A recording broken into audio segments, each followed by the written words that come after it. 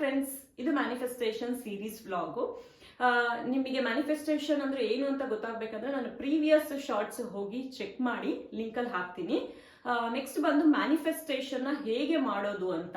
Manifestation ಮಾಡೋದಕ್ಕೆ ಸುಮಾರು techniques ಇದೆ. ನಿಮ್ಮ ಮ್ಯಾನಿಫೆಸ್ಟೇಷನ್ ನ ಅಫರ್ಮೇಷನ್ ಆಗಿ ಮೊದಲಿಗೆ ಕನ್ವರ್ಟ್ ಮಾಡ್ಕೋಬೇಕು. ಫಾರ್ ಎಕ್ಸಾಂಪಲ್, ನಿಮ್ಗೆ 1,00,000 ರೂಪಾಯಿ ನಿಮ್ ಬ್ಯಾಂಕ್ ಅಲ್ಲಿ ಬರಬೇಕು ಅನ್ನೋದು ನೀವು ಮ್ಯಾನಿಫೆಸ್ಟೇಷನ್ ಮಾಡ್ಬೇಕು ಅಂತ ಇರ್ತೀರಾ ಅನ್ಕೊಳ್ಳಿ.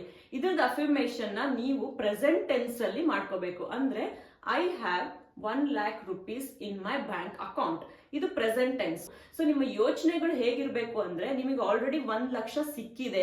ಸೊ 1,00,000 ನಿಮ್ ಬ್ಯಾಂಕ್ ಅಕೌಂಟ್ ಅಲ್ಲಿ ಇದ್ದಾಗ ನಿಮಗೆ ಯಾವ ಫೀಲಿಂಗ್ ಬರುತ್ತೆ ಆ ಫೀಲಿಂಗ್ ನ ನೀವು ನೆನ್ಸ್ಕೋಬೇಕು. ಲೈಕ್ ಖುಷಿ ಆಗ್ತೀರಾ.